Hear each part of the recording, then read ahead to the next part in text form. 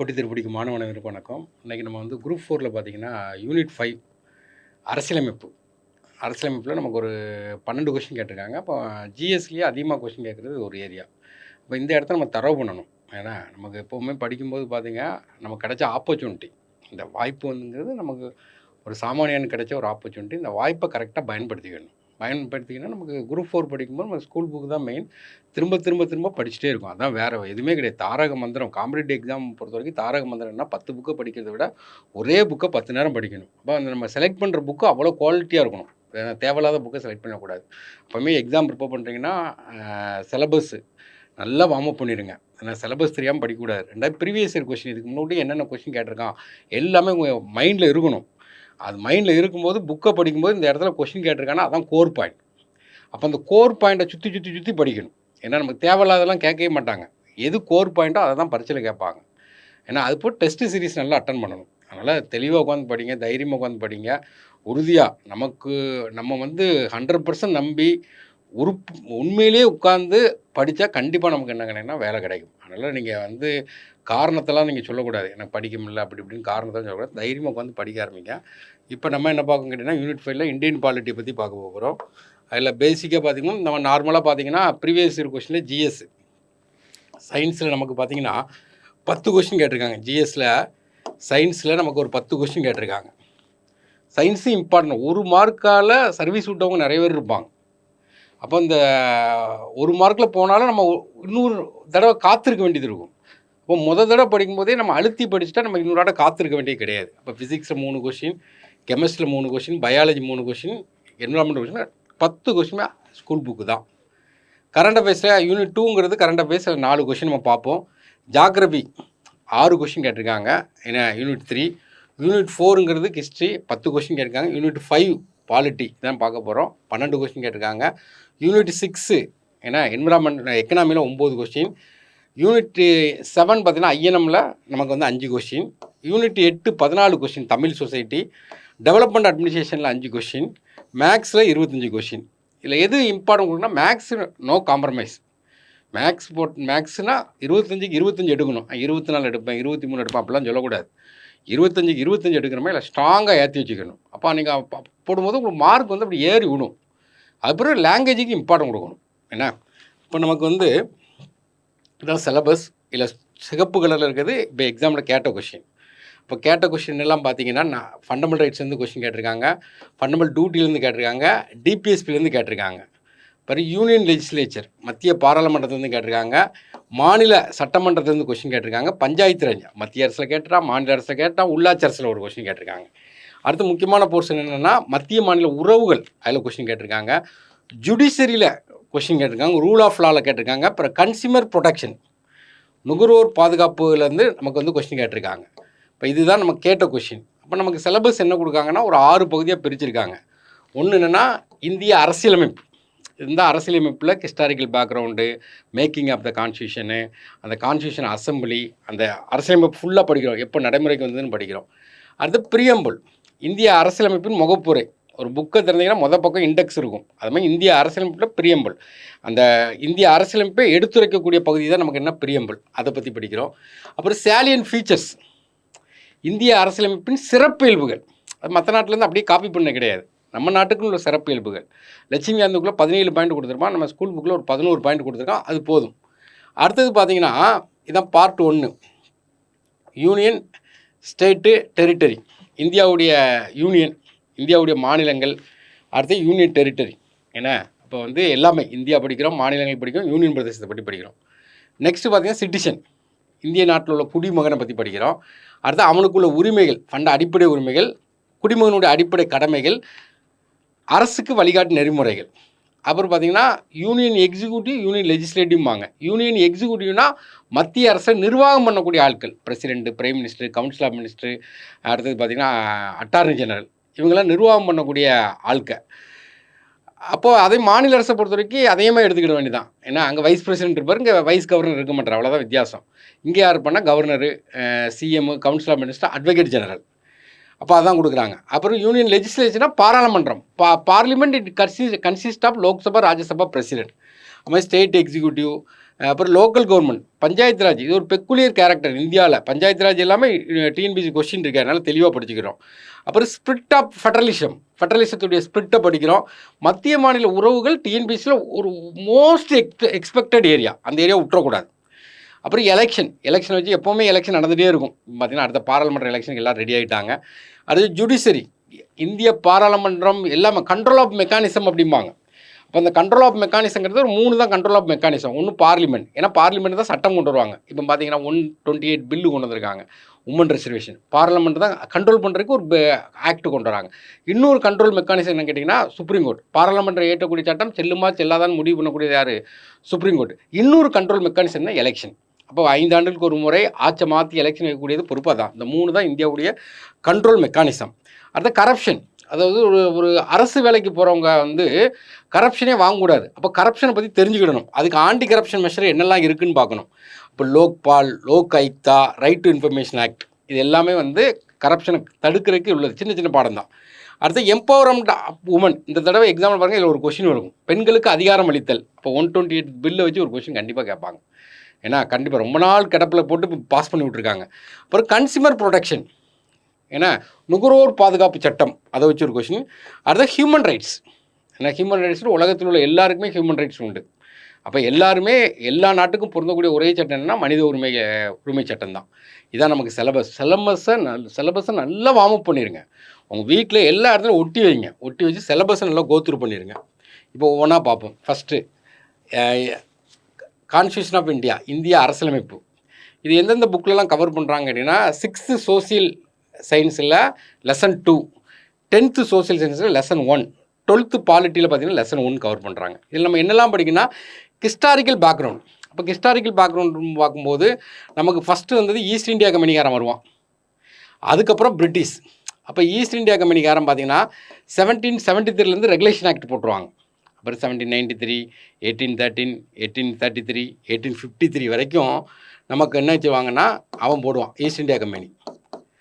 அதுக்கப்புறம் பிரிட்டிஷ்காரன் வாரான், அவன் கவுன்சில் ஆக்ட்னு சொல்லுவாங்க. 1861, 1901, அடுத்து 1909, 1919, 1935, கடைசியில் இண்டிபெண்டன்ஸ் ஆக்ட் 1947.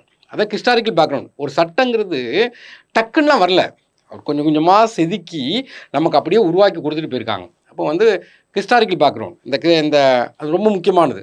அடுத்து கான்ஸ்டியூஷன் அசம்பிளியை உருவாக்குறாங்க. இப்போ நமக்கு வந்து புது பாராளுமன்றத்துக்கு போயிட்டோம்.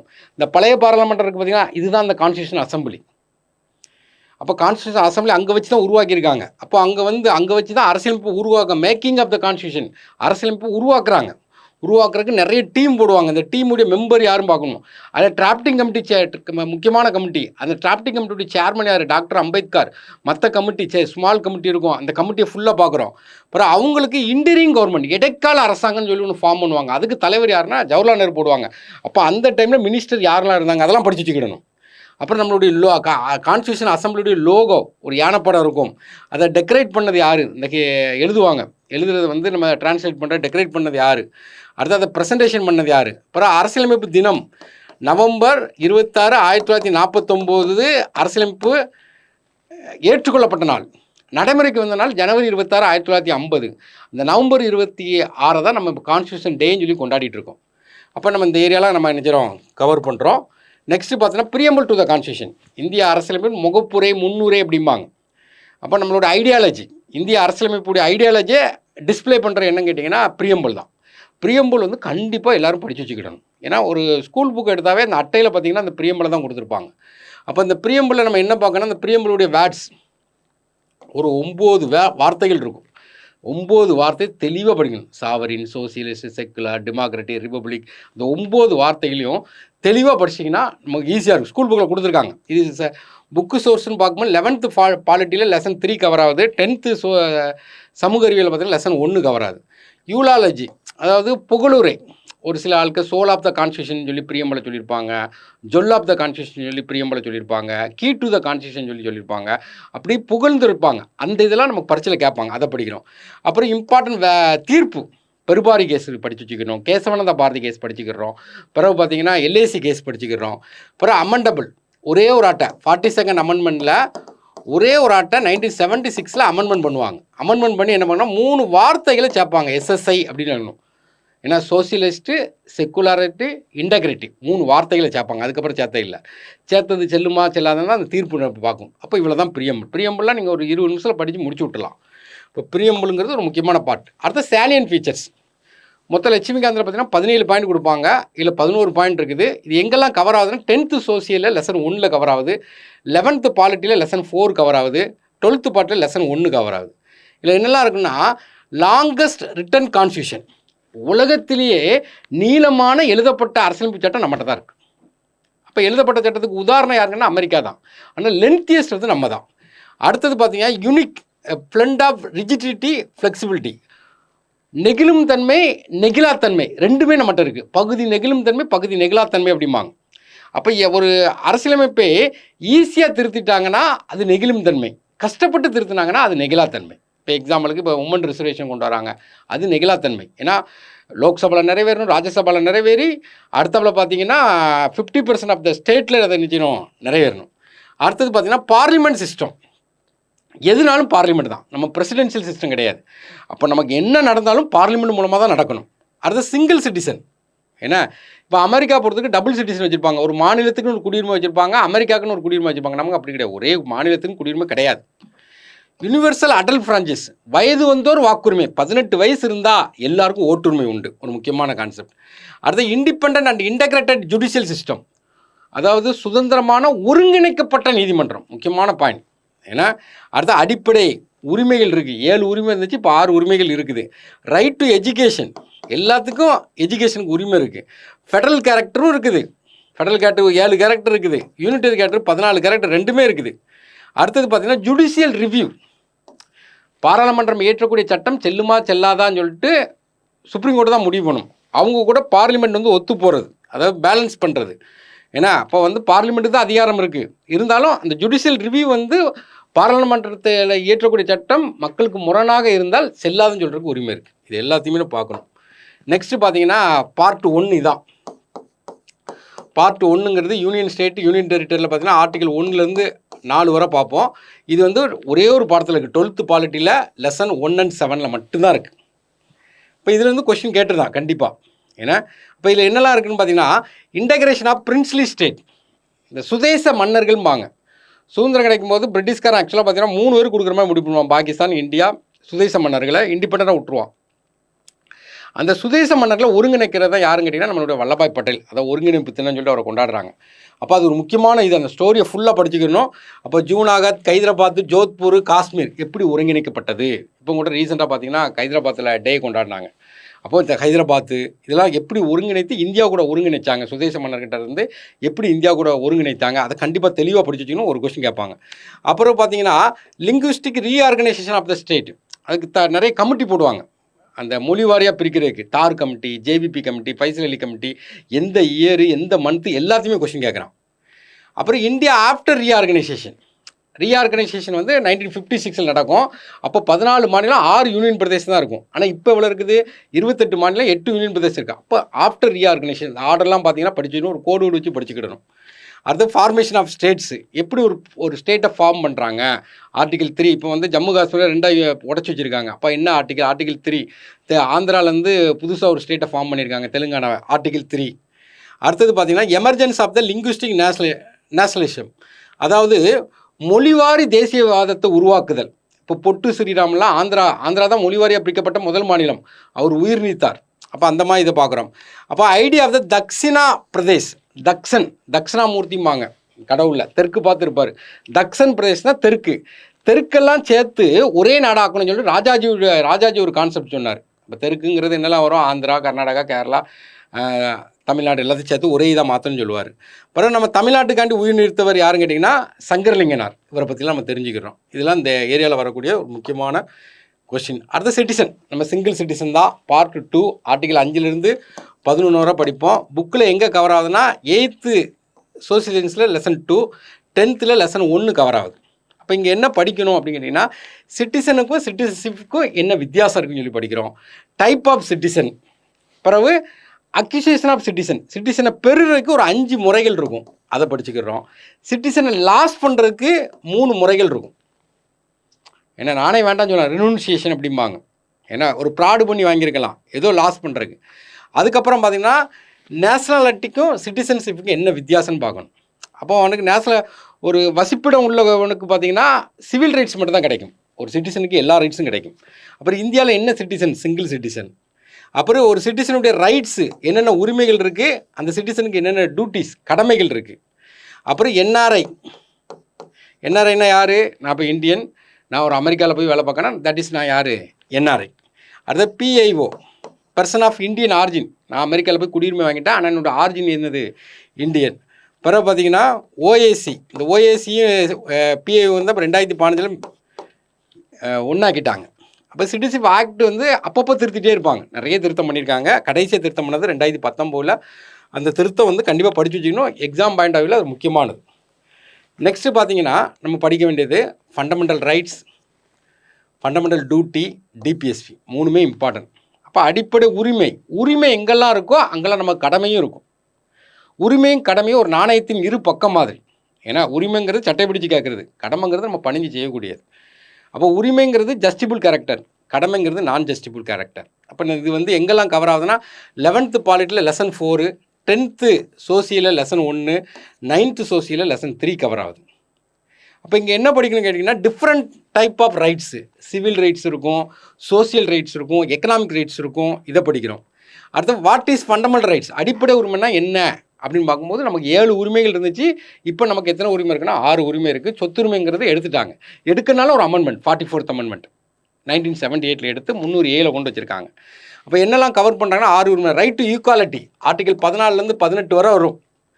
ரைட் டு ஃப்ரீடம் 19 22 வரை சுதந்திர உரிமை, ஏன்னா சமத்துவ உரிமை. ரைட் டு லைஃப், இந்த உரிமை ரொம்ப இம்பார்ட்டன்ட். இருக்கிற ஆர்டிகிள் ஒரு 395 ஆர்டிகிளில் வெரி இம்பார்ட்டன்ட் ஆர்டிகிள் 21 தான். எல்லாருமே வாழ்வதற்கான உரிமை, சாவருக்கு உரிமை கிடையாது. Preventive detention article 22. ஏன்னா ரைட் அகெயின்ஸ்ட் எக்ஸ்ப்ளாடேஷன், சுரண்டலுக்கு எதிரான உரிமைகள் ஆர்டிகிள் 23 24. அடுத்தது பார்த்தீங்கன்னா right to freedom religion 25 to 28 வரை. Cultural and education rights 29 30. Right to information, தகவல் பெறும் உரிமை சட்டம் 2005 கொண்டு வந்தாங்க.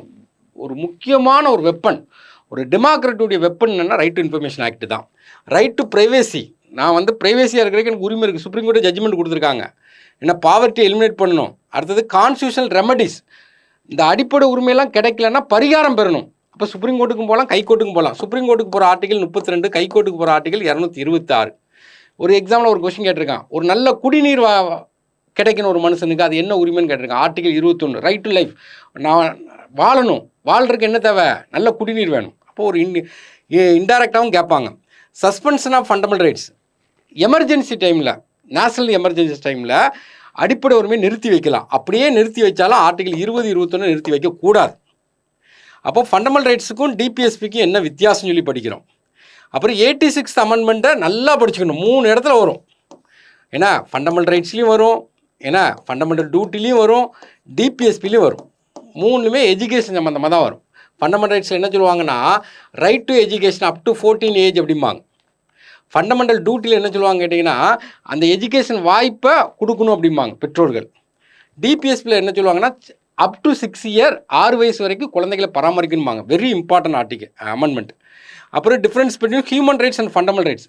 ஹியூமன் ரைட்ஸுங்கிறது உலகம் முழுவதும் பொதுவானது, ஃபண்டமெண்டல் ரைட்ஸுங்கிறது அந்த நாட்டுக்கு வித்தியாசப்படும். அப்போ இது எல்லாத்தையுமே நம்ம ஸ்கூல் புக்கில் உள்ளதான் தெளிவாக படிச்சுட்டா ஈஸியாக இருக்கும். அப்புறம் யூனியன் எக்ஸிக்யூட்டிவ் பார்ட் 5 வரும். புக்கு சோர்ஸை பிறகு 10th லெசன் 2, 12th பாலிட்டியில் லெசன் 3 கவர் ஆகுது. அப்போ யூனியன் எக்ஸிக்யூட்டிவ்னு சொல்லும்போது 5 பேர் வந்துடுவாங்க. President, vice president, prime minister, council of minister, attorney general. அப்போ இங்கே அதான் பார்க்குறோம். ஒரு பிரசிடெண்ட்டை படிக்கும்போது 52லேருந்து 72 வரை ஆர்டிகிள் படிச்சிடணும். ஆர்டிகிள் எல்லாமே படிச்சிருங்க. ஏன்னா பாலிட்டியில் மினிமம் 3 கொஸ்டின் ஆர்டிகிள் வச்சு கேட்டுருதான். அப்போ நம்ம வந்து அதாவது ஒரு 12 கொஸ்டினுக்கு 3, 25 கொஸ்டின் கேட்கும்போது 7 கொஸ்டின் கேட்டுருதான். ஆனால் ஆர்டிகிள் நீங்கள் படிச்சிட்டிங்கன்னா உங்களுக்கு ஒரு இல்லாமல் இருக்கும். அப்போ பிரசிடென்ட். அப்போ நம்மளை பொறுத்த வரைக்கும் இப்போ என்ன கேட்டிங்கன்னா நீங்கள் ஒரு புக்கை வந்து ஸ்கூல் புக்கை வந்து தரவாக படிக்கணும். ஒரு கைடை ஃபாலோ பண்ணிடக்கூடாது. அதாவது சாத்துக்குடி ஜூஸ் கதை சொல்லுவாங்க, அந்த கதை தான். முந்தி பார்த்தீங்கன்னா நாங்களாம் படிக்கும்போது ராமன் கைடு, சுறா கைடு, ஈகிள் கைடுன்னு இருக்கும். அந்த கைடில் என்ன பண்ணுவாங்க கேட்டிங்கன்னா முக்கியமான பென் பாயிண்ட் சொல்லுவாங்க, அதை மட்டும் படிப்போம், பாஸ் பண்ணிட்டு போயிடுவோம்.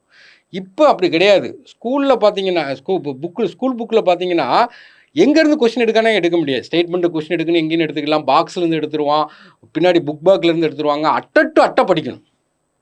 அப்போ இந்த சாத்துக்குடி ஜூஸ்னால் என்னன்னு கேட்டிங்கன்னா, இப்போ நம்ம ஒரு ஜூஸ் போடுறோன்னா என்ன அர்த்தம்? ஒரு சாத்துக்குடி பழத்தை வாங்கி தோலை உரிச்சிடுதோம், கொட்டையை எடுத்துருதோம், அதுக்கப்புறம் என்ன செய்யறோன்னா புளிஞ்சு சக்கையை வெளியே போட்டு ஜூஸை மட்டும் எடுத்து குடிக்கும். இந்த ஜூஸை மட்டும் குடிக்கிறதுக்கு பேர் தான் என்னன்னு கேட்டிங்கன்னா நமக்கு வந்து கைடு, நோட்ஸ் படிக்கிறது. ஆனால் இப்போ கொஸ்டின் அப்படியே கேட்குறான், சக்கையிலேருந்து கொஸ்டின் கேட்குறான், கொட்டையிலேருந்து கொஸ்டின் கேட்கான், அந்த தோல்லேருந்து கொஸ்டின் கேட்கான். அட்டை படிக்கணும். அதனால் நம்ம வந்து இதில் வந்து நம்ம ஒரு கைடை 100% நம்பிடக்கூடாது. கண்டிப்பாக ஸ்கூல் புக்கை நல்லா படிக்கணும். அப்போ அவன் ஃபுல்லாக கேட்குறான். அப்போ பிரசிடெண்ட்டை பொறுத்த வரைக்கும் பிரசிடெண்ட்டுடைய குவாலிஃபிகேஷன் என்ன, அவர் எலெக்ஷன் யார் நடத்துகிறா, என்ன மெத்தடு, அவருக்கு பவர் என்ன, லிஸ்ட் ஆஃப் பிரசிடெண்ட், பிரசிடெண்ட்லேருந்து இப்போ வரைக்கும் பிரசிடெண்ட்டுடைய லிஸ்ட் என்ன இருக்குது, அவங்களுடைய பவர் ஒரு 7 பவர் இருக்கும். Legislative power, executive power, financial power, judicial power, military power, diplomatic பவரை ஃபுல்லாக உட்காந்து படித்தோம். ஸ்கூல் புக்கில் இருக்குது. அவரை எப்படி ரிமூவ் பண்ணுறாங்க, பிரசிடெண்ட்டை ரிமூவ் பண்ணுறது ரொம்ப கஷ்டம். ஆனால் இந்தியாவை பொறுத்தவரைக்கும் பிரசிடெண்ட் என்பது ரப்பர் ஸ்டாம்ப் தான். அதனால் இது வரைக்கும் அப்படி யாரையும் ரிமூவ் பண்ணல. அடுத்தது ப்ரிவிலேஜஸ், அவருக்கு என்னென்ன சலுகைகள் இருக்குது. ரெண்டாவது வைஸ் பிரசிடெண்ட், அதே மாதிரி படிக்கிற மாதிரி படிச்சிடணும். வைஸ் பிரசிடெண்ட் குவாலிஃபிகேஷன், அவருக்கு எலெக்ஷன் என்ன, அவருக்கு கேஸ்டிங் ஓட்டு உண்டு. கேஸ்டிங் ஓட்டுனா சமநிலை ஏற்படும் போது ஒரு ஓட்டு உண்டா கிடையாதுன்னு ஒரு கொஸ்டின். அடுத்து மூணாவது பார்த்தீங்கன்னா prime minister, list of prime minister எல்லாத்தையும் படிக்கணும்னா கம்மிங் எலெக்ஷன் வரப்போகுது. அடுத்து அவங்களுடைய டியூட்டி பிரைம் மினிஸ்டர்னு பார்க்கும்போது ஆர்டிகல் 74 to 78 தரவாக படிச்சிடணும். அடுத்து கவுன்சில் ஆஃப் மினிஸ்டர் படிக்கிறோம். அடுத்தது பார்த்தீங்கன்னா 5 அட்டார்னி ஜெனரல், ஆர்டிகல் 76. அதே அட்டார்னி ஜெனரல் மாநில அரசில் பார்த்தீங்கன்னா 165 வருவார். இப்போ இந்த ஏரியா ஃபுல்லாக படித்து நல்லா, அதாவது பாலிட்டிங்கிறது ஒரு இன்ட்ரெஸ்டான சப்ஜெக்ட். அதாவது எந்த சப்ஜெக்ட்டுக்குமே பேப்பர் சப்போர்ட் பண்ணாது, நியூஸ் பேப்பர் சப்போர்ட் பண்ணாது. பாலிட்டிக் மட்டும் நியூஸ் பேப்பர் சப்போர்ட் பண்ணும்.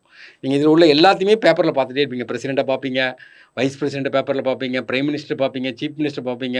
அப்போ அந்த அளவுக்கு நமக்கு வந்து ஒரு ஆக்கப்பூர்வமாக ஒரு புரிதலோட கொண்டு போகக்கூடிய சப்ஜெக்ட் இந்த சப்ஜெக்ட் தான். அதே நேரத்தில் பாலிட்டிக் மட்டும் நீங்கள் திரும்ப படித்தாலும் புதுசாக படிக்கிற மாதிரி தான் இருக்கும். ஏன்னா ஆட்கள்லாம் மாறிட்டே இருப்பாங்க. நீங்கள் அவங்க மைண்டில் வச்சு தான் படிச்சுட்டு இருப்பீங்க. இப்போ எல்லாமே மாறுற மாதிரி இருக்கும்.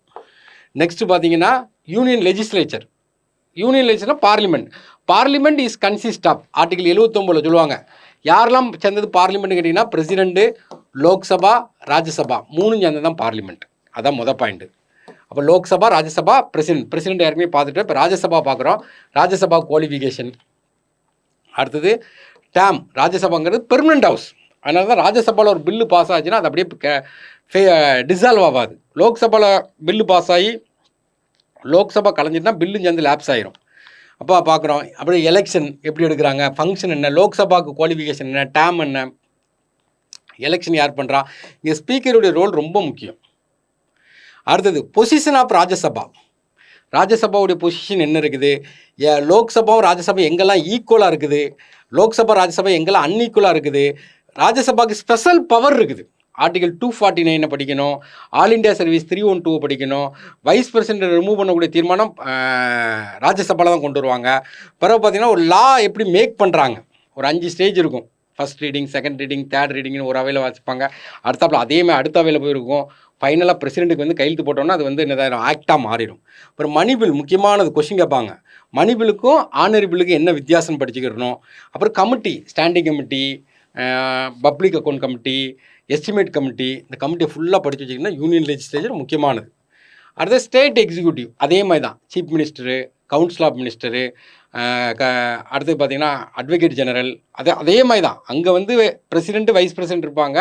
இங்கே கவர்னரு, வைஸ் கவர்னர் இருக்க மாட்டாங்க. இப்போ கவர்னருடைய பவர் அண்ட் ஃபங்க்ஷன் நீங்கள் இதெல்லாம் பேப்பரில் நல்லா படிச்சிக்கலாம். நிறைய ஸ்டேட்டில் பார்த்தீங்கன்னா ஆளுநருக்கும் அங்குள்ள சீஃப் மினிஸ்டருக்கும் முரண்பாடு இருக்கும். அப்போ அந்த பவர் அண்ட் ஃபங்க்ஷன் தெளிவாக போடுவாங்க. அவருடைய பொசிஷன் எப்படின்னா நார்மலாக ஹெட் ஆஃப் த ஸ்டேட் தான். சீஃப் மினிஸ்டர் படிக்கும்போது ஆர்டிகல் 163 167 வரை படிச்சிடணும். அவருடைய பவர் அண்ட் ஃபங்க்ஷனு. அடுத்த கவுன்சில் ஆஃப் மினிஸ்டருடைய power and function. Function executive power, legislative, இது கவர்னருக்குள்ள powers, discretionary power, emergency power, கவர்னருக்குள்ள சலுகைகள், ப்ரிவிலேஜஸ் எல்லாத்தையும் நம்ம எடுத்து படிச்சுக்கிறோம். அதுமாதிரி ஸ்டேட் லெஜிஸ்லேச்சர், அதாவது ஒரு மாநிலத்தை பொறுத்த வரைக்கும் ஹெட்டு கவர்னரு, ஸ்டேட் லெஜிஸ்லேச்சர் இருக்கலாம். அதுமாதிரி ஸ்டேட் லெஜிஸ்லேட்டிவ் கவுன்சிலும் இருக்கும். ஒரு 6 மாநிலங்களில் 2 அவையும் இருக்கும். அதாவது எம்கே யூனிவர்சிட்டின்னு அமைச்சிடுங்க. அங்கே வந்து பிஏ படிக்கணும்னு இருந்துச்சு. இப்போ எக்ஸ்ட்ரா ஒன்று சேர்த்தா பேட்டு. அப்போ எம்கே யூனிவர்சிட்டி இல்லை போய் பேட்டிங் பிடிக்கும்னு ஞாபகம் வச்சுக்கிடுங்க. மகாராஷ்டிரா, கர்நாடகா, உத்தரப்பிரதேஷ், பீகார், ஆந்திரா, தெலுங்கானா 6 மாநிலங்கள் ஈரவை கொண்ட மாநிலங்கள். அப்போ இதுதான் படிக்கிறோம். அப்போ லெஜிஸ்லேட்டிவ் கவுன்சில் எத்தனை இடத்துலனா 6 இடத்துல இருக்குது. அப்போ அங்கே வேறு என்ன சார் படிக்கணும்னா அந்த லெஜிஸ்லேட்டிவ் இப்போ நம்ம வந்து எம்எல்ஏ வந்து நம்ம ஓட்டு போடுறோம். அங்கே பார்த்தீங்கன்னா லெஜிஸ்லேட்டிவ் கவுன்சிலில் 1/3 மெம்பர் வந்து எம்எல்ஏலாம் ஓட்டு போடுவாங்க. மீதி 1/3 வந்து லோக்கல் பாடி ஓட்டு போடுவாங்க. ஒரு 1/12 வந்து டீச்சர்ஸ் ஓட்டு போடுவாங்க. ஒரு 1/12 வந்து கிராஜுவேட் ஓட்டு போடுவாங்க. மீதி இருக்க 1/6 வந்து கவர்னர் வந்து நாமினேட் பண்ணுவார் எல்எஸ்எஸ். அப்போது நமக்கு இது நம்ம ஊரில் இல்லாதனால நமக்கு தெரியாது. தமிழ்நாட்டில் 1986 வரை இருந்தது. எம்ஜிஆருடைய பீரியடில் அதை எடுத்துட்டாங்க. அப்போ லெஜிஸ்லேட்டிவ் கவுன்சில் வச்சு கொஸ்டின் கேட்க வாய்ப்பு உண்டு. லெஜிஸ்லேட்டிவ் அசம்பிளி கீழவை, இது மேலவை நம்ம ஊரில் இருக்குது. அதுக்கு என்ன எலெக்ஷனு, ஒரு ஸ்டேட் கவர்மெண்ட்டுடைய ஒர்க்கிங் எப்படி இருக்குது, எப்படி ஒரு லாவை வந்து கொண்டு வர்றாங்க, ஸ்டேட் கவர்மெண்ட்டோட ஸ்பீக்கரு ஏன்னா. அப்புறம் லெஜிஸ்லேட்டிவ் கவுன்சில் எலெக்ஷன் தான் இப்போ சொன்னேன். 1/3 1/12 1/6 சொன்னேன். அப்புறம் ஒரு மாநிலத்துக்கு மேலவை வேண்டும் வேண்டாம் அப்படின்னு தீர்மானிக்கக்கூடிய ஆர்டிகல் 169 அபாலிஷன் ஆர் கிரியேஷன். தமிழ்நாட்டில் அதை எப்படி ஒழிச்சாங்க, இது எல்லாத்தையுமே தெரிஞ்சு வச்சுக்கணும். ஒரு முக்கியமான கொஷின் கேட்குற ஏரியா. அப்புறம் பார்த்தீங்கன்னா இப்போ மத்திய அரசு பார்த்தா, 2வது மாநில அரசு பார்த்தா, அடுத்த உள்ளாட்சி அரசை பார்க்க போகிறோம். உள்ளாட்சி அரசுனா பஞ்சாயத்து, முனிசிபாலிட்டி. இது வந்து 6th சோசியலில் லெசன் 2, 9th சோசியலில் லெசன் 5, 11th பாலிட்டியில் 11th லெசன் 12 இருக்குது. இதுலேருந்து ஒரு கொஷின் இருக்கும். ஹிஸ்டாரிக்கல் பேக்ரவுண்ட் நல்லா படிக்கணும். ஆனால் ஆரம்ப காலத்துலேருந்தே நம்மகிட்ட வந்து இந்த லோக்கல் பாடி இருந்திருக்கு. காஞ்சி இப்போ உத்திரமர் கல்வெட்டில் பார்த்தீங்கன்னா அதை பார்க்கலாம். பரந்தாகா 1 சோழன் மன்னர் காலத்தில் பார்க்கலாம். பிறகு ஆஃப்டர் ஆக்சுவலாக காந்தி இதை ரொம்ப விரும்புவார். கிராமராஜ்யம் ராமராஜ்யம் அப்படிம்பார். அப்போ இதை வந்து ஆஃப்டர் இண்டிபெண்டன்ஸ் கொண்டு வர்றதுக்கு ஒரு 4 கமிட்டி போடுவாங்க. BARS பார்ஸ் அப்படின்னு நான் வச்சுக்கிடணும். பல்வந்தரா மேத்தா கமிட்டி, அசோக் மேத்தா கமிட்டி, ரா கமிட்டி, சிங்கிவி கமிட்டி. அதான் அந்த கமிட்டி எப்போ போனாங்க, என்ன ரெக்கமெண்டேஷன் பண்ணுதுன்னு சொல்லி படிக்கிறோம். அப்புறம் தமிழ்நாட்டில் பார்த்தீங்கன்னா 1994 கொண்டு வராங்க. அங்கே என்ன அப்படின்னு பார்க்குறோம். அடுத்தது பார்த்தீங்கன்னா இந்த இதை கொண்டு வரும்போது காந்திக்கும் டாக்டர் அம்பேத்கருக்கும் ஒரு முரண்பாடு இருக்கும். அப்போ அந்த முரண்பாடு ஏன்னா அம்பேத்கர் வந்து இதை எதிர்ப்பார். அப்போ அந்த வர்ணாசிரம கொள்கை அதிகமாக இருக்கும் கிராமத்தில் அப்படின்னு சொல்லிட்டு எதிர்ப்பார். அதை பற்றி படிக்கும் 73rd 74th அமெண்ட்மெண்ட் ரீசெண்டாக பேப்பரில் வந்துட்டே இருக்குது. நரசிம்மராவ் புரியல, ராஜீவ்காந்தியுடைய கனவு தான். ஆனால் நரசிம்மராவ் புரியல தான் அது என்னது இம்ப்ளிமெண்ட் ஆச்சு. இதெல்லாம் முக்கியமான கொஷின் கேட்குற ஏரியா. நெக்ஸ்ட்டு பார்த்தீங்கன்னா ஸ்பிரிட் ஆஃப் ஃபெடரலிசம். இதை நீங்கள் தரவாக படிக்கணும். இது இல்லைன்னா டிஎன்பிசி கிடையாது. சென்ட்ரல் ஸ்டேட் ரிலேஷன் இதில் கமிட்டியை ஃபுல்லாக தட்டி எடுத்துடணும். இதில் 12th பாலிட்டியில் லெசன் 5, 11th பாலிட்டியில் லெசன் 6, 10th பார்த்தீங்கன்னா லெசன் 1 தெளிவாக படிக்கணும். எவாலுவேஷன் ஆஃப் த ஃபெடரலிசம் எப்படி எவல்யூஷன் ஆச்சு அப்படின்னு சொல்லி படிக்கிறோம். அப்புறம் இந்தியாவில் எப்படி ரைஸ் ஆச்சு, கூட்டாட்சிங்கிறது எப்படி ரைஸ் ஆச்சு. 1935 கவர்மெண்ட் ஆக்ட்லேயே பார்த்தீங்கன்னா ஃபெடரலிசங்கிற கான்செப்ட் தான் கொடுத்துருப்பாங்க. ஆனால் இப்போ வந்து நம்ம வந்து கோசி ஃபெடரல் ஏன்னா கேசி வீரை சொல்லுவார். அப்போ federal features in Indian constitution. ஆக்சுவலாக இந்தியாவில் பொறுத்த வரைக்கும் கூட்டாட்சி தத்துவத்துக்கு ஒரு 7 பாயிண்ட் இருக்கும், நம்ம படிப்போம். அதே இது ஒற்றையாட்சி கூறுகள் எத்தனை இருக்குன்னு கேட்டிங்கன்னா 14 கூறுகள் இருக்குது. இப்போ மத்திய அரசும் மாநில அரசும் சேர்ந்து ஆட்சி நடக்கிறாங்க. அப்போ அவங்க ஆட்சி நடத்துக்கும் போது லெஜிஸ்லேட்டிவ் பவர் என்னெல்லாம் இருக்குது, அதாவது சட்ட அதிகாரங்கள். அது எக்ஸிக்யூட்டிவ் பவர் நிர்வாக அதிகாரங்கள், ஃபினான்சியல் பவர். இதெல்லாம் நல்லா படிச்சுக்கணும். ஒரு ஆர்டிக்கல் கேட்டுகிட்டே இருப்பாங்க. 269 என்ன 270 என்ன இதெல்லாம் தெளிவாக படிச்சுக்கணும். இப்போ கோஆப்ரேட்டிவ் ஃபெடரலிசம்ங்கிறது ஒரு முக்கியமானது. அடுத்து பார்த்தீங்கன்னா இன்டர்ஸ்டேட் கவுன்சில் ஃபார்ம் பண்ணி வச்சுருப்பாங்க. சர்க்காரி கமிஷன் ரெக்கமெண்டேஷன் தான் கொண்டு வருவாங்க. அதை வந்து நல்லா தெளிவாக படிச்சுக்கணும். இன்டர்ஸ்டேட் கவுன்சில் அடிக்கடி மீட்டிங் நடத்தணும்பாங்க. ஸ்டேச்சுரி பாடி இப்போ என்னெல்லாம் இருக்குன்னா நிதி ஆயோக் இருக்குது. அடுத்து பார்த்தீங்கன்னா சோனல் கவுன்சில். நேற்று கூட பார்த்தீங்கன்னா நார்த் சோனல் கவுன்சில் மாநாடு வந்து அமிர்தசரஸில் நடந்துட்டு இருக்கு. பேப்பர் நல்லா படிக்கணும். அப்போ அது வந்து அதுக்கு தலைமை தங்குற யாருன்னா ஹோம் மினிஸ்டர். நார்மலாக எல்லா இடத்துக்குமே பிரைம் மினிஸ்டர் தான் தலைமை தங்குவார். ஆனால் சோனல் கவுன்சில் மொத்தம் 6 சோனல் இருக்குது. North, south, east, west, central, north ஈஸ்ட்னு சொல்லிட்டு 6 கவுன்சில் இருக்குது. அப்புறம் வாட்டர் டிஸ்பியூட் ட்ரிபுனல். இப்போ காவிரி ட்ரிபுனலில் நீங்கள் நல்லா எடுத்து படிக்கணும். ஆர்டிகல் 262 2க்கு இடையில் 6 ஓடுதுன்னு சொல்லி நான் வச்சுக்கிடணும். அப்புறம் interstate river dispute act 1956. All India service.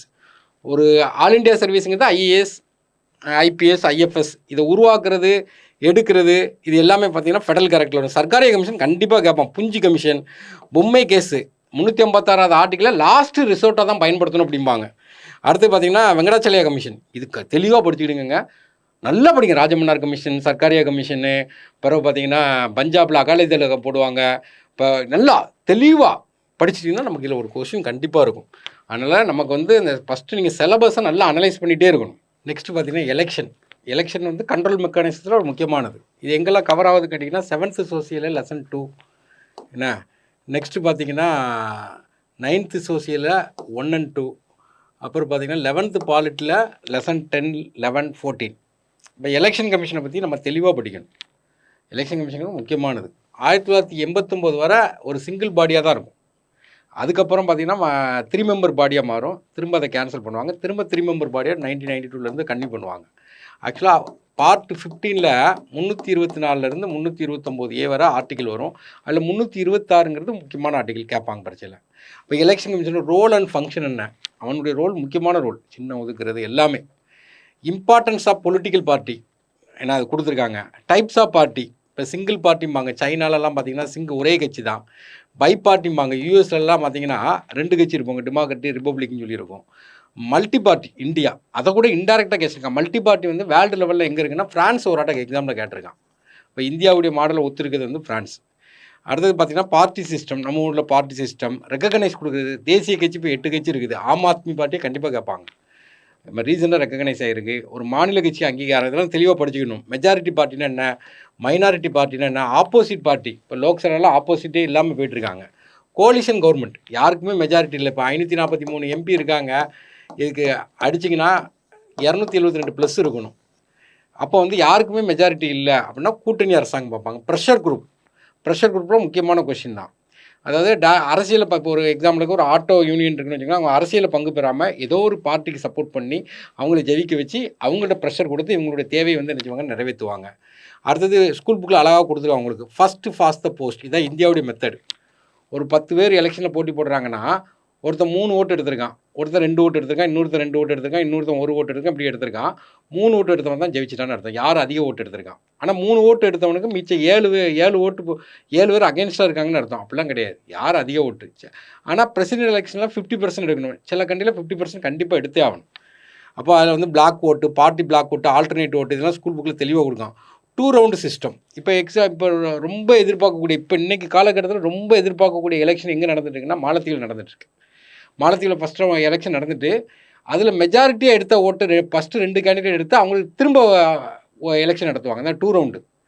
அது அங்கே ஜெயிக்கிற ஆள் இந்தியாவுக்கு சப்போர்ட்டாக சைனாவுக்கு சப்போர்ட்டான்னு சொல்லிட்டு எதிர்பார்ப்போடு இருக்குது. இப்போ செப்டம்பர் 30 நடக்கும். அடுத்தது டீலிமிட்டேஷன், இதை நீங்கள் தெளிவாக படிச்சிடலாம். இப்போ வந்து நமக்கு உமன் ரிசர்வேஷன் பில்லு பாஸ் ஆகிட்டு, ஆனால் அவங்க எப்போ சொல்கிறாங்க அப்படின்னா டீலிமிட்டேஷன் கமிட்டி போட்டப்படுது. அப்போ மக்கள் தொகை கணக்கெடுப்பு நடந்து அதுக்கப்புறம் தான் டீலிமிட்டேஷன் தொகுதி வரையறை பண்ணுவாங்க. அப்போ அதை தெளிவாக படிச்சு வச்சுக்கிறீங்க. 2021 பண்ண வேண்டியது மக்கள் தொகை கணக்கெடுப்பு, ஆனால் கொரோனா பண்ணலை. சீஃப் எலெக்ஷன் ஆஃபீஸர், நமக்கு ஆக்சுவலாக சீஃப் எலெக்ஷன் கமிஷனர் இருப்பாங்க. ஏன்னா சென்ட்ரலில் பார்த்தீங்கன்னா எலெக்ஷன் கமிஷனர் 2 பேர் இருப்பாங்க. ஒவ்வொரு மாநிலத்துக்கும் மத்திய அரசு கண்ட்ரோல் இருக்கக்கூடியதான் chief election officer, returning officer. NOTA, விவிபேட்லாம் எப்போ கொண்டு வந்தாங்க அதெல்லாம் கொஸ்டின் கேட்பாங்க. இப்போ ஜுடிஷரி, ஏன்னா இது முக்கியமானது. Evolution of the Indian judiciary எப்படி எவல்யூஷன் ஆச்சுன்னு கேட்டிங்கன்னா, ஏஷியன் பீரியடில் ஜுடிஷரி சிஸ்டம் எப்படி இருந்தது, மீடிவல் பீரியடில் எப்படி இருந்தது, மாடர்ன் பீரியட் ஸ்கூல் புக்கில் ரொம்ப தெளிவாக கொடுத்துருக்கான். அடுத்த ஜுடிஷரி அண்ட் கான்ஸ்டியூஷன் எப்படி இருக்குது, role of judiciary, supreme court ஜனவரி 28, 1950, இதுக்கு மட்டும் இந்த டேட்டு கேட்பாங்க. நார்மலாக நம்ம அரசியலமைப்பு ஜனவரி 26 நடைமுறைக்கு வந்துடும். இது மட்டும் ஜனவரி 28, 1950. ஜூரிடிகேஷன் ஆஃப் த சுப்ரீம் கோர்ட், என்னென்ன ஜூரிடிகேஷன், ரிட்டு ஜூரிடிகேஷன், அப்பலட் ஜூரிடிகேஷன், அந்த ஜூரிடிகேஷனை ஃபுல்லாக படிக்கிறோம். ஸ்ட்ரக்சர் ஆஃப் த கோர்ட், நம்மளை பொறுத்த வரைக்கும் பார்த்தீங்கன்னா ஹையாரிக்கல், சுப்ரீம் கோர்ட் இருக்கும், அவனுக்கு கீழே ஹை கோர்ட் இருக்கும், அவனுக்கு கீழே டிஸ்ட்ரிக்ட் கோர்ட் இருக்கும். ஒருங்கிணைக்கப்பட்ட நீதிமன்றம் அதை தான் கொடுக்குறான். District court, session court, panchayat court, revenue court, Lok அதாலத்தெல்லாம் கொஸ்டின் கேட்குற மக்கள் நீதிமன்றம், ஃபாஸ்ட் ட்ராக் கோர்ட்டு, இதெல்லாம் படிச்சுக்கிறோம். மொபைல் கோர்ட்டு, கோர்ட்டு, அது கை கோர்ட்டுக்கு வரும். கை கோர்ட்டுடைய ஃபங்க்ஷன் என்ன இருக்குது, ஒரு மாநில லெவலில் டாப் மோஸ்ட் கை கோர்ட் வந்து கோர்ட் வந்து கை கோர்ட்டு தான். அவங்களோட லிட்டிகேஷன் ப்ராசஸ், ஜுடிஷியல் ரிவ்யூ கண்டிப்பாக கேட்பாங்க கொஷின் கை கோர்ட்டு கொண்டு. அடுத்த பப்ளிக் இன்ட்ரெஸ்ட் லிட்டிகேஷன், பொதுநல வழக்கு. இந்த பொதுநல வழக்குங்கிறது ஆப்ஷன்ஸ் ஆஃப் லோக்கல் ஸ்டாண்டிங்பாங்க. பாதிக்கப்பட்டவன் தான் போடணும் கிடையாது, யாருனாலும் போடலாம். அடுத்து ஜுடிஷியல் ஆக்டிவிட்டிசம், இது முக்கியமானது. நீதிமுறை செயல்பாடு, ஏன்னா இப்போ ரீசெண்டாக அதான் நடந்துட்டு இருக்கு. ஒருத்தர் கேஸ் போட்டால் தான் அவனுக்கு ஜட்ஜ்மெண்ட் கொடுக்கணும் இல்லை, கோர்ட்டே டேரெக்டாக பார்த்தீங்கன்னா இப்போ நிறைய மினிஸ்டரில் இன்டெரக்ட் அவங்களே டேரெக்டாக விசாரணை கூப்பிட்டுருக்காங்க. அடுத்து பார்த்தீங்கன்னா கான்ஸ்டியூஷன் லா, அப்புறம் ஜூரிடிகேஷன் சொல்கிறாங்க. ஒரிஜினல் அங்கே மட்டும் தான் கேஸ் போட முடியும். ஏன்னா அப்பீல் போகிறது ரிட்டு தான் மெயின். சூப்பர்வைசரி, ஏன்னா அது கோர்ட் ஆஃப் ரெக்கார்டை மெயின்டைன் பண்ணணும், இல்லைன்னா பனிஷ்மெண்ட் கொடுப்பாங்க. இது எல்லாத்தையுமே நம்ம வந்து எங்கெல்லாம் கவர் தான் 10th சோசியலில் லெசன் 2-3, 8th சோசியலில் லெசன் 1-7, 12th பாலிட்டியில் லெசன் 4. இது நல்லா படிச்சு வச்சுக்கணும். ரூல் ஆஃப் லா, தனியாக கொடுத்துருக்காங்க. ஏவி டைசி வந்து ஒரு 3 பிரின்சிபல் சொல்லுவார். ஏன்னா அதாவது all are equal before law, சட்டத்துக்கு முன் அனைவரும் சமம் அப்படிம்பார். அடுத்தது என்ன சொல்லுவார்னா நோபடி இஸ் அபோவ் லா, சட்டத்துக்கு மேலே யாருமே கிடையாது அப்படிம்பார். மூணாவது என்ன சொல்லுவார்னா same law is applicable to all அப்படிம்பார். இந்த 3 தான் ஏவி டைசி. இதே கேட்பான், கொஸ்டின் கேட்டிருக்கான். என்ன இங்கிலாண்டுடைய ஜூரிஸ்ட்டு இதை நல்லா படிச்சு வைக்கணும். அப்புறம் அட்மினிஸ்ட்ரேட்டிவ் லா, இந்தியன் பீனல் கோடு இப்போ பேரை மாற்றிட்டாங்க. 1866 இப்போ 3 பேர் மாற்றிருக்காங்க. இந்தியன் பீனல் கோடு, கிரிமினல் ப்ரொசீஜர் கோடு, அடுத்து பார்த்தீங்கன்னா எவிடன்ஸ் ஆக்ட், இதெல்லாம் பேரை மாற்றிருக்காங்க. அதெல்லாம் நம்ம தெரிஞ்சு வச்சுக்கிடணும். அதான் முச்சட்டங்கள் அப்படிம்பாங்க. அடுத்து கரப்ஷன், ஜென்ரல் டாபிக். ஒரு கவர்மெண்ட் சர்வீஸில் போகிறவங்க கரப்ஷனை பற்றி தெரிஞ்சிருக்கணும். அதுக்கு எதிரான மெஷர் பண்ணுறதுக்கு லோக்பால், லோக் ஆயுக்தா, ஆர்டிஐ இதை பற்றி தெரிஞ்சுக்கணும். இப்போ கரப்ஷன் சொன்னோடனே prevention of corruption act year நல்லா படிச்சு வச்சுக்கிடுங்க. பினாமி டிரான்சாக்ஷன் ஆக்ட் 88, அடுத்தது money laundering act 2002, FEMA act, vigilance commission 2003, Santhana committee recommendation, right to information act 2005, Lokpal Lok Ayukta 2013, Santhana committee recommendation, அந்த டேமு எல்லாத்தையும் படித்து வச்சுக்கணும். CBI, organisation of CBI, organisation of CVC, அடுத்தது பார்த்தீங்கன்னா composition, Lokpal Lok Ayukta, ombudsman, history of Lokpal, Jan Lokpal, இது எல்லாமே படித்து வச்சுக்கணும். இல்லை ஒரு கொஸ்டின் விழுந்துடும். தமிழ்நாட்டில் லோக் ஆயுக்தா சட்டம் 2018 கொண்டு வராங்க. ரைட் டு இன்ஃபர்மேஷன் ஆக்டுடைய நோக்கம் என்ன, அதனுடைய ப்ரொசீஜர் என்ன, அதனுடைய ஆக்டிவிட்டீஸ் என்ன. ரைட் டு இன்ஃபர்மேஷன் ஆக்டில் சில இதை கேட்க முடியாது. ஏன்னா right to information act 2019 amendment பண்ணி அதை கொஞ்சம் டைலூட் பண்ணி விட்டாங்க. அப்புறம் சென்ட்ரல் இன்ஃபர்மேஷன் கமிஷன் அப்பாயின்மெண்ட் பண்ணுறது யார், தலைவர் யார், ஸ்டேட் இன்ஃபர்மேஷன் கமிஷன் தலைவர் யார் அப்பாயின்மெண்ட் பண்ணுறது, இதெல்லாம் சின்ன டாப்பிக்கு, ஆனால் வெரி இம்பார்ட்டன்ட். பின்னாடி தான் கொஸ்டின் அதிகமாக கேட்பாங்க. நெக்ஸ்ட் பார்த்தீங்கன்னா எம்பவர்மெண்ட், பெண்களுக்கு அதிகாரம் அளித்தல். உறுதியாக இந்த இடம் வந்து 128 கான்ஸ்டியூஷன் அமெண்ட்மெண்ட் பில்லு கண்டிப்பாக கொஸ்டின் இருக்குது. இது வந்து என்ன செஞ்சாங்கன்னா புது பாராளுமன்றத்தில் முத நிறைவேற்றிய பில்லு இதான். அப்போ உறுதியாக இருக்குது. அதுக்கு நீங்கள் என்னெல்லாம் படிக்கணும்னா லோக்சபாவில் என்றைக்கு நிறைவேற்றி, ராஜ்யசபாவில் என்றைக்கு நிறைவேறுது, அதுக்கப்புறம் போக 50% ஆஃப் த ஸ்டேட்டில் நிறைவேறணும். அப்போ முதல் மாநிலம் நிறைவேற்றிய மாநிலம் எதுன்னு சொல்லி கேட்பாங்க. இது கண்டிப்பாக கொஸ்டின் கேட்குற ஏரியா, இது விட்டுறக்கூடாது நீங்கள். இது போக இதனுடைய பரிணாமம் எப்படி கொண்டு வந்தாங்க, முத தேவகவுடா என்ன பண்ணார், வாஜ்பாய் என்ன பண்ணார், இது எல்லாத்தையுமே மன்மோகன் சிங் பிள்ளை என்ன பண்ணாங்கன்னு சொல்லி பார்க்குறோம். இது 7th சோசியல் டேர்மில் ஒரே ஒரு லெசன் தான். ஃபெமினிசம், பெண்களுடைய கல்வி அறிவு, first in world in women, first in India in women, ஒரு டேபிள் இருக்கும், அப்படியே படிச்சிடணும். அடுத்தது பார்த்தீங்கன்னா ஃபிமேலுடைய லிட்ரேச்சர் ரேட், இவ்வளோதான், சின்ன பாடம் தான். அது நமக்கு சிலபஸில் ஒரு டாப்பிக்காகவே கையில் கொடுத்துருக்காங்க. அடுத்து கன்சியூமர் ப்ரொடெக்ஷன் ஆக்ட், இது ஒரு முக்கியமானது. காந்திஜி வந்து நிறைய கோட் சொல்லியிருப்பார். ஏன்னா அவர் ஒரு வணிக குடும்பத்தை சார்ந்தவர். ஏன்னா அப்போ சொல்லுவார், என்ன சொல்லுவாருன்னு கேட்டிங்கன்னா, உங்கள் கடைக்கு வரக்கூடிய வாடிக்கையாளர் தான் உங்களுக்கு கடவுள். அவர் வந்து உங்களை சார்ந்து இல்லை, நீங்கள் தான் அவரை சார்ந்து இருக்கீங்க. அப்போ அவங்கள தான் நீங்கள் மதிக்கணும் பார். நிறைய கோட் சொல்லியிருப்பார். அப்போ அந்த கிளாசிஃபிகேஷனாக மார்க்கெட்டை பார்க்கணும். அடுத்தது பார்த்திங்கன்னா மோனாபலி, ஏன்னா மோனாபாலிஸ்டிக் காம்படிஷனு, அன்ஃபேர் ட்ரேட் ப்ராக்டிஸ் பண்ணுவாங்க, நிறைய கலப்படம் பண்ணுவாங்க. அப்புறம் பார்த்தீங்கன்னா கன்சியூமருக்கு ஒரு 8 பேசிக் ரைட்ஸ் இருக்குது, அதை படித்து வச்சுக்கணும். கோப்ரா ஆக்ட் கண்டிப்பாக படித்து வச்சுக்கணும். அப்புறம் டிஸ்பியூட், இப்போ வந்து கன்சியூமர் கோர்ட்டுக்கு போகிறோன்னா நம்ம கீழ் லெவலில் எங்கே போவோம், அடுத்த மட்டம் எங்கே போவோம், கடைசியாக எங்கே போவோம், அதை எல்லாத்தையும் படிச்சுக்கிறோம். கன்சியூமர் ப்ரொடெக்ஷன் ஆக்டில் ஒரு 2019 கொஞ்சம் திருத்தம் கொண்டு வந்திருக்காங்க, அது எல்லாத்தையுமே படிச்சுக்கிறோம். அடுத்த ஹியூமன் ரைட்ஸ் சார்ட்டர், மனித உரிமைகள்ங்கிறது வேர்ல்டு லெவலில் எல்லாத்துக்கும் பொதுவானது.